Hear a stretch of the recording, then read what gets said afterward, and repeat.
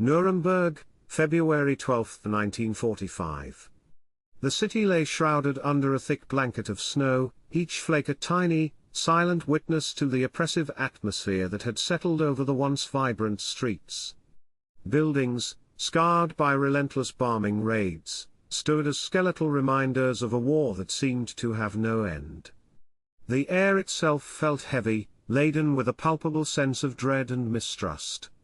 Every shadow seemed to conceal a watchful eye, every conversation held the potential for betrayal.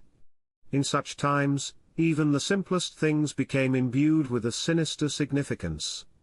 Letters, once symbols of hope, connection, and love, were now objects of suspicion, their innocent facades masking potentially dangerous secrets. Each envelope was a gamble, a whispered prayer hoping to bypass the ever-vigilant censors and deliver its message of comfort or learning. The very act of writing, of entrusting one's thoughts and feelings to paper, had become an act of vulnerability. Anneliese Vogel was one of the gatekeepers of this fragile exchange. At 23, she was young, but the war had aged her, etching lines of worry around her eyes and a permanent furrow in her brow. Day after day, she sat in the cavernous postal censorship office, meticulously scrutinizing every letter that passed through her hands. Her task was simple: to ensure that no subversive ideas, no defeatist sentiments, no information that could aid the enemy, made its way into the hands of the German populace or the soldiers fighting on the front lines. It was a duty she performed with a practiced efficiency, but beneath the surface, a quiet conflict raged. Anneliese was no ardent supporter of the regime. She saw the suffering around her, heard the whispered anxieties of her neighbors, and felt a growing unease about the direction her country was heading. Yet, she told herself, she was doing her part, protecting the fatherland. But what if that protection came at the cost of individual lives, of stifling the very human connections that gave people strength? One particularly bleak morning, a commotion erupted in the usually regimented sorting center.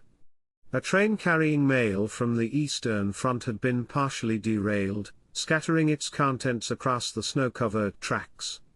Salvage teams had worked tirelessly through the night to recover as much of the mail as possible, but many of the bags were damaged, their contents exposed to the elements.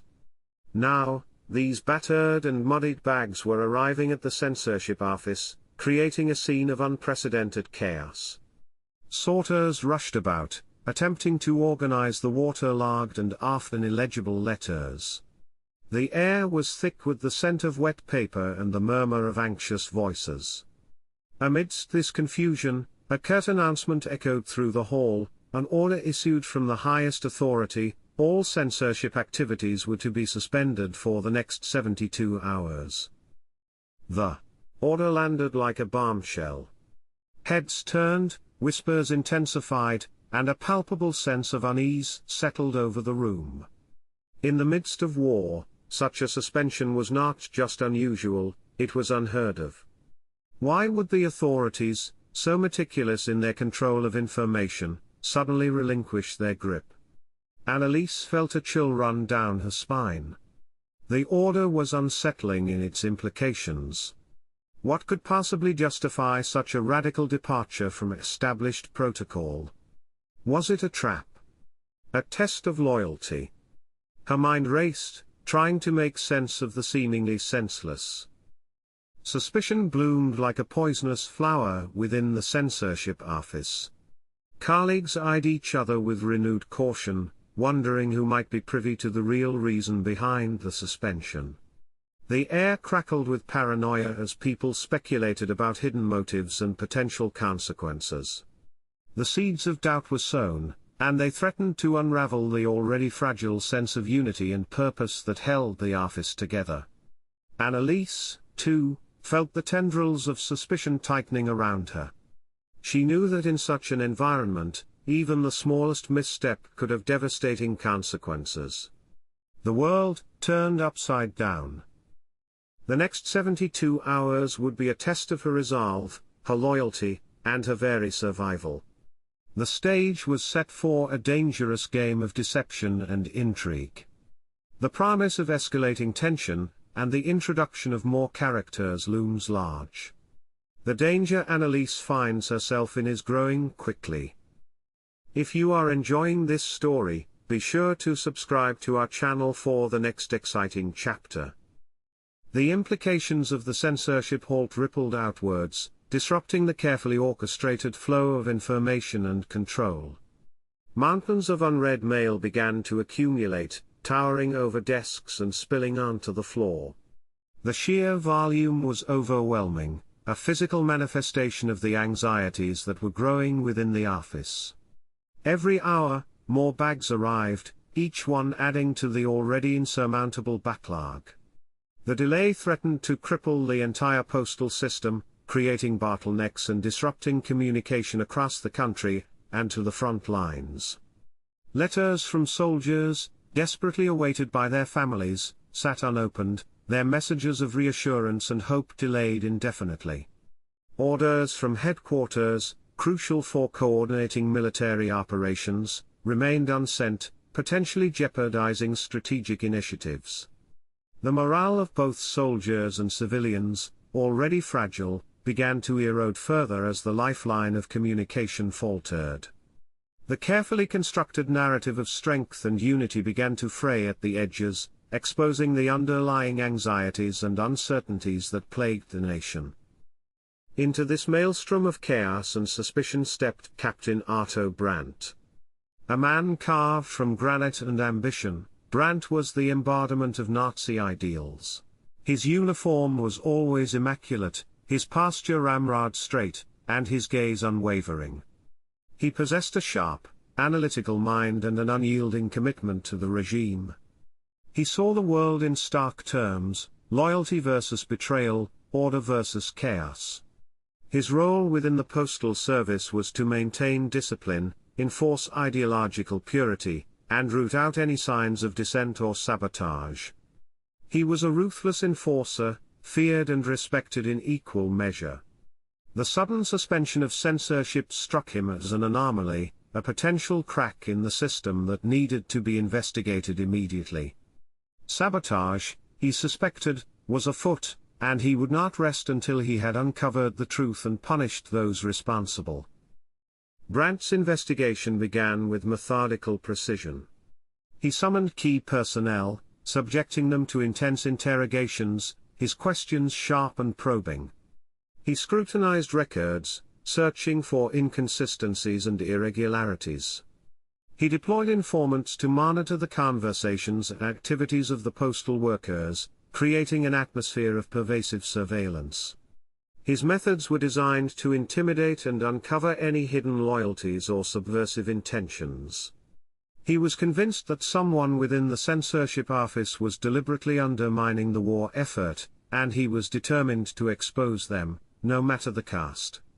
Paranoia fueled his investigation, turning every minor infraction into a potential act of treason. As the days passed, Brandt's scrutiny intensified, focusing increasingly on Annalise and her colleagues. He seemed particularly interested in their reactions to the censorship halt, their conversations, and their work habits. He would appear unexpectedly at their desks, observing them with an unsettling intensity. He questioned them repeatedly, his inquiries becoming more pointed and accusatory. Annalise felt the pressure mounting, the weight of his suspicion pressing down on her. She knew that she was under constant surveillance, her every move scrutinized, her every word analyzed. She had to be careful, she told herself, to avoid drawing attention to herself, to remain invisible amidst the chaos. Working alongside Annalise was a diverse group of individuals, some ardent supporters of the regime, others simply trying to survive. There were older women, worn down by years of war and hardship, young men eager to prove their loyalty, and forced laborers from occupied territories, their faces etched with fear and resentment. One of these forced laborers, a quiet man named Stefan, often caught Annalise's eye. He seemed withdrawn and wary, his movements hesitant, as if he was constantly expecting to be punished. She wondered about his story, about the circumstances that had brought him to Nuremberg, but she dared not ask. Then, while sorting through a stack of letters, Anneliese noticed something unusual. One particular envelope felt different, the paper thinner than the others. The handwriting was unfamiliar, and the address seemed slightly off. A nagging feeling of unease settled in her stomach. What was it about this letter that felt so wrong? She knew that she should simply pass it along, ignore the subtle inconsistencies, but something compelled her to take a closer look. She glanced around, ensuring that she wasn't being watched, and carefully slipped the letter beneath her desk, hidden from view. The mystery had begun. Anneliese's heart pounded in her chest as she surreptitiously examined the strange letter. The address, though superficially similar to others she'd seen, contained a subtle error, a misspelled street name, an incorrect postal code digit. The handwriting was elegant, almost too perfect, lacking the hurried scrawl typical of wartime correspondence. A faint floral scent clung to the paper, an extravagance out of place in the austere reality of Nuremberg. Inside, the message itself was innocuous, a bland expression of familial affection. Yet, the feeling of unease persisted. It was as if the letter was trying too hard to appear normal, masking something beneath its carefully constructed facade. Should she ignore it, dismiss it as a simple mistake? Or should she delve deeper, risking the wrath of Captain Brandt and potentially uncovering something far more dangerous? The internal debate raged within her, pitting her ingrained sense of duty against her growing suspicion. Suddenly, a new figure entered the censorship office, disrupting the already heightened atmosphere of anxiety. A middle-aged man with tired eyes and ink-stained fingers was ushered in by two stern-faced guards. This was Jacob Weiss, a renowned typographer from a local printing house. His expertise in fonts, paper quality, and printing techniques was highly valued, and he had been unexpectedly summoned to assist with the inspection of the salvaged mail. Jacob seemed bewildered by the sudden call-up, his usual calm demeanor replaced by a nervous apprehension. He was clearly out of his element, surrounded by uniformed officers and the palpable tension of the censorship office. Jacob, after a brief explanation, began his work. He scrutinized letters with a practiced eye, identifying subtle inconsistencies that would escape the notice of the untrained observer. He examined the paper under a magnifying glass, noting variations in texture and watermark. He compared the fonts used in the addresses and the messages, searching for discrepancies. It was a painstaking process, requiring intense concentration and a deep understanding of the intricacies of typography. Within a short time, Jacob had identified several letters as forgeries. He pointed out subtle differences in the paper stock, the ink composition, and the printing techniques. The forged letters, he explained, were printed on a lower quality paper, the ink lacked the sharpness and clarity of genuine correspondence, and the fonts were not consistent with those used by the German postal service. He highlighted minute errors in the typesetting, imperfections that would only be apparent to a trained typographer. More disturbingly, Jacob identified errors that suggested the forgers were unfamiliar with Nuremberg's postal system. He pointed out fictitious street names, incorrect district codes, and addresses that simply did not exist. These mistakes, he explained, were not random errors but deliberate attempts to deceive. The realization sent a chill through the office. The letters weren't just poorly written, they were intentionally misleading. Anneliese watched Jacob with a mixture of fascination and trepidation. His expertise was invaluable, but his discoveries were raising the stakes dramatically. The fake letters were not merely a harmless prank, they were part of a sophisticated operation, and uncovering the truth could have dire consequences. The risks were escalating rapidly, and Anneliese knew that she was treading on dangerous ground. Exposing the fake letters would mean challenging Captain Brandt's authority, questioning the integrity of the regime, and potentially endangering herself and everyone around her. The potential rewards, preventing the spread of misinformation and protecting innocent citizens, were immense, but the price of failure could be catastrophic. Suddenly, Brandt appeared, his eyes fixed on Anneliese. "Vogel," he barked, his voice laced with suspicion. "You seem particularly interested in Herr Weiss's work. Is there something you wish to share with me?" The blood drained from Anneliese's face. She had been caught. Brandt's gaze was like a physical weight, pressing down on Anneliese. She stammered, "No, Captain. I was just observing. Herr Weiss's expertise is quite remarkable." She struggled to maintain eye contact, her heart hammering against her ribs. Brandt's suspicion was palpable, a suffocating presence that filled the small space between them. He didn't believe her, she could see it in his cold, assessing eyes. He circled her slowly, like a predator sizing up its prey. "Remarkable indeed," he echoed, his voice low and menacing. "But expertise can be a dangerous thing, Vogel. Especially when it falls into the wrong hands." He paused, letting his words hang in the air, heavy with implication. "Tell me, Vogel, have you noticed anything unusual about these letters?" He was testing her, probing for any sign of knowledge or involvement. Anneliese knew she had to tread carefully. One wrong word, one hesitant gesture, could expose her and condemn her to a fate she didn't dare contemplate. Anneliese took a deep breath, forcing herself to remain calm. "Only what Herr Weiss has already pointed out, Captain," she replied. Her voice steady despite the turmoil within. "The inconsistencies in the paper, the printing errors. Nothing more." She hoped a carefully crafted answer would satisfy him, but Brandt remained unconvinced. He leaned closer, his face inches from hers. "You're a perceptive woman, Vogel. I've always admired your attention to detail. Surely you've noticed something else, something that Herr Weiss might have overlooked." His voice was a silken threat, a veiled warning. He knew she was holding something back, and he wouldn't rest until he had extracted it from her. The interrogation continued for what felt like an eternity. Brandt pressed her relentlessly, circling back to the same questions, probing for inconsistencies in her answers.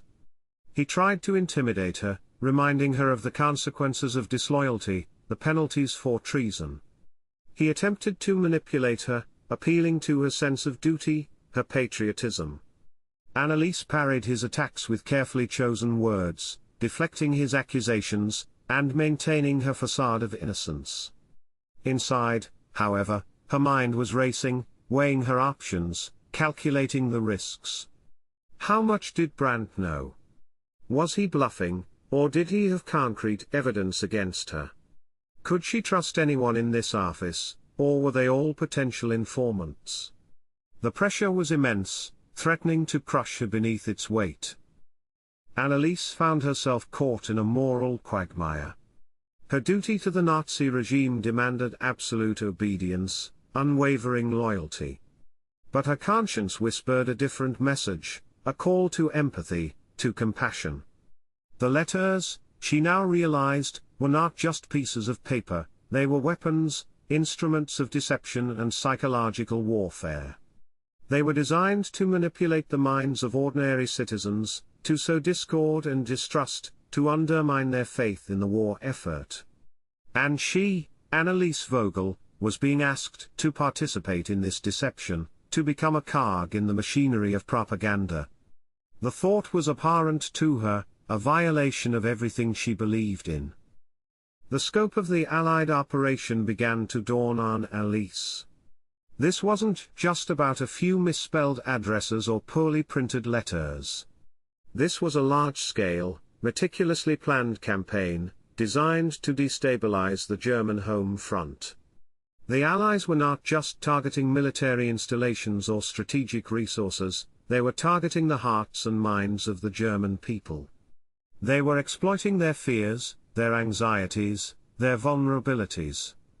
And the fake letters were just one piece of a much larger puzzle.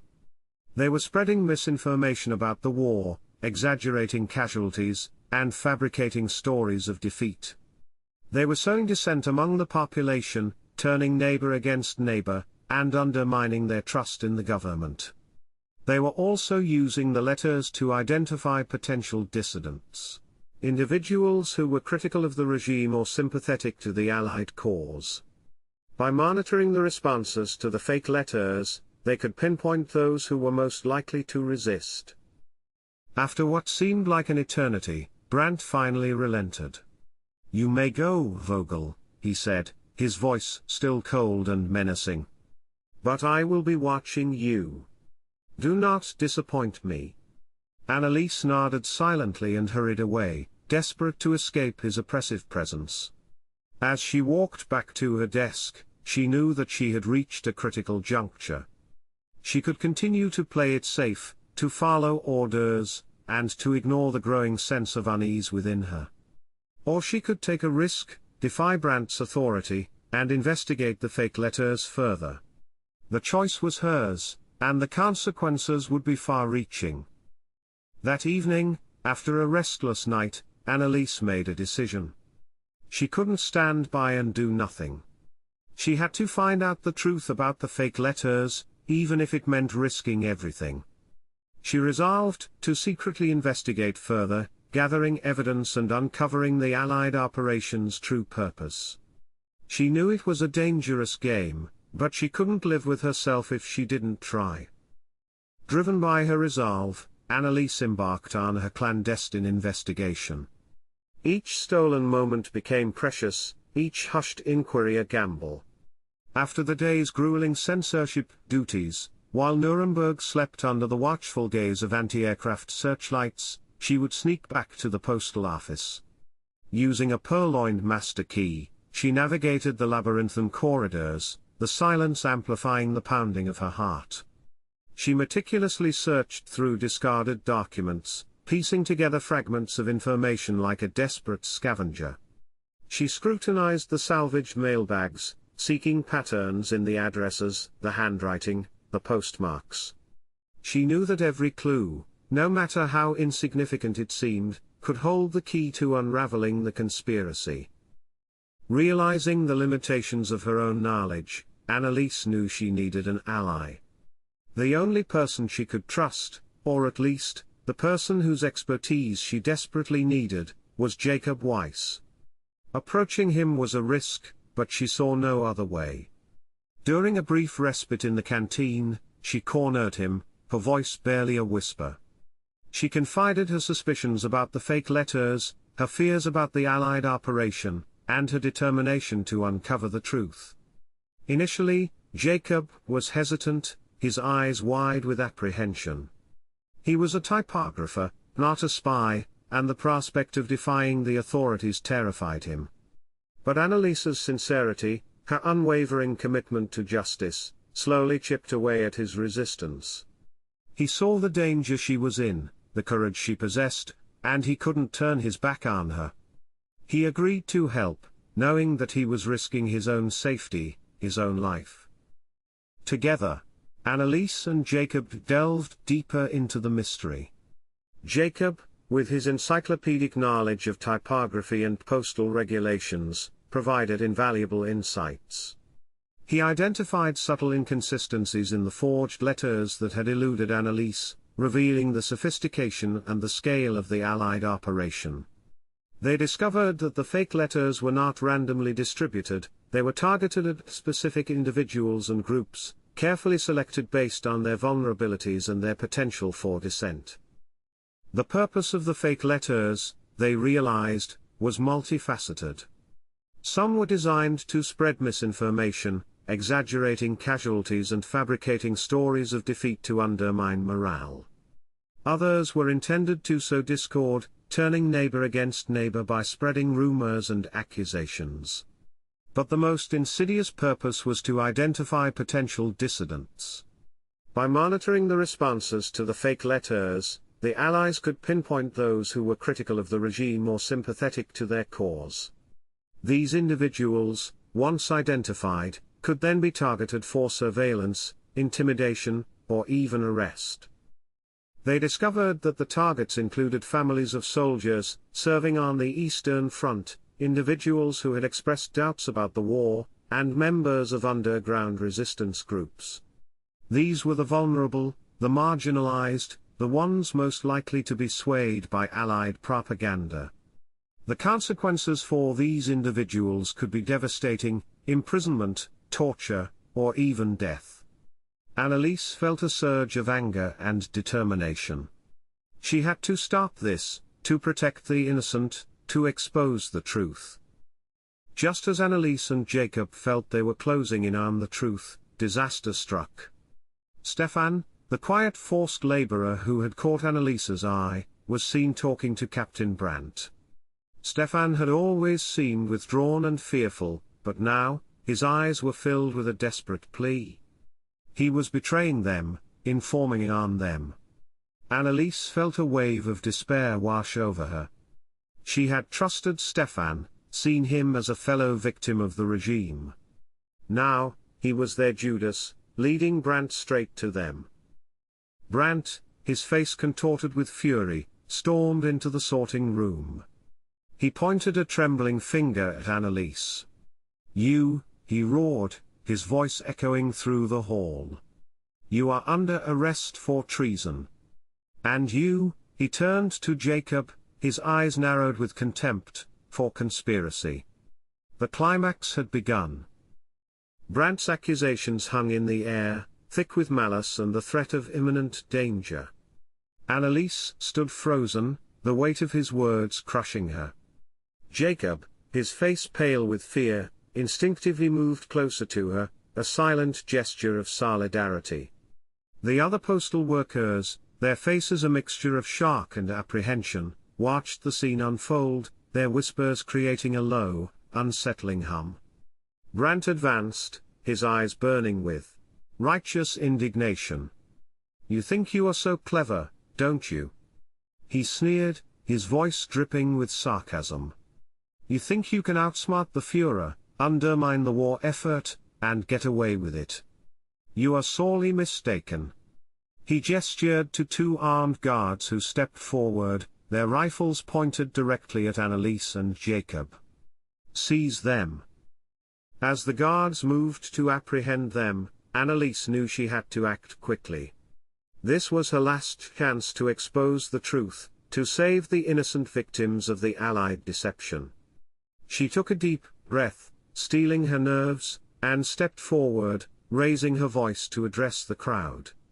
"Wait," she shouted, her voice ringing with unexpected authority. "Before you arrest us, you must hear what I have to say. This man," she pointed at Brandt, "is not interested in justice. He is interested in protecting his own power, even if it means sacrificing innocent lives." Brandt's face flushed with anger. "Don't listen to her," he bellowed. "She's a traitor, a liar. She's trying to deceive you." But Anneliese pressed on, ignoring his interruptions.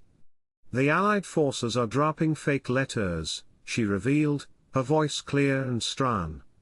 "These letters are designed to spread misinformation, to sow discord, and to identify those who are critical of the regime. Captain Brandt knows about this operation, but he is covering it up because it benefits him." A murmur rippled through the crowd as people began to grasp the implications of her words. Doubts clouded their faces as they tried to reconcile her accusations with their ingrained loyalty. Anneliese continued, "These letters target families of soldiers, those who have lost loved ones, and anyone who dares to question the government. They are being used to manipulate your fears, to turn you against each other. We have proof. We have uncovered the truth about this operation, and we will not let it be silenced." She nodded to Jacob, who stepped forward and presented a stack of forged letters to the crowd. People reached out hesitantly, examining the documents, their faces etched with disbelief and growing anger. Brandt, realizing that he was losing control of the situation, lunged at Anneliese, attempting to silence her. But Jacob intervened, shoving Brandt back with unexpected force. A scuffle broke out, the guards struggling to maintain order as the crowd surged forward, their emotions running high. In the chaos, Anneliese seized her opportunity. She grabbed a megaphone from a nearby desk and shouted into it, her voice amplified throughout the hall. "Wake up, Nuremberg! Don't let yourselves be deceived. The truth is here, in these letters. Read them, examine them, and decide for yourselves." The revelation was earth-shattering. The postal workers, initially hesitant and fearful, were now galvanized by Anneliese's courage and the evidence before their eyes. They began to question Brandt's authority, to challenge his narrative. The truth, once suppressed, had finally been unleashed, and its impact was undeniable. The authorities, alerted to the commotion, arrived to restore order. But the seeds of doubt had already been sown, and the old certainties were crumbling. In the aftermath, Anneliese and Jacob were arrested, but their actions had sparked a wave of unrest and dissent. The fake letters were exposed, the Allied operation was revealed, and the people of Nuremberg began to question everything they had been told. Brandt was disgraced and removed from his position, his reputation shattered. The targeted individuals were warned, and many were able to escape the regime's clutches. Anneliese and Jacob were imprisoned, facing an uncertain future. But they had succeeded in their mission. They had exposed the truth, saved innocent lives, and planted the seeds of resistance. They had shown that even in the darkest of times, courage and defiance could make a difference. The fate of the war remained uncertain, but the spirit of Nuremberg had been awakened. Anneliese and Jacob survived the war, forever bound by their shared experience. Brandt disappeared, his fate unknown. Anneliese's act of courage resonated long after the war ended, a testament to the power of truth and the importance of standing up for what is right, even in the face of overwhelming odds. Deception can be a powerful weapon, but courage and truth can overcome even the most insidious lies. Thank you for watching this story. Be sure to subscribe for more historical videos, and check out our related video on the propaganda techniques of World War II.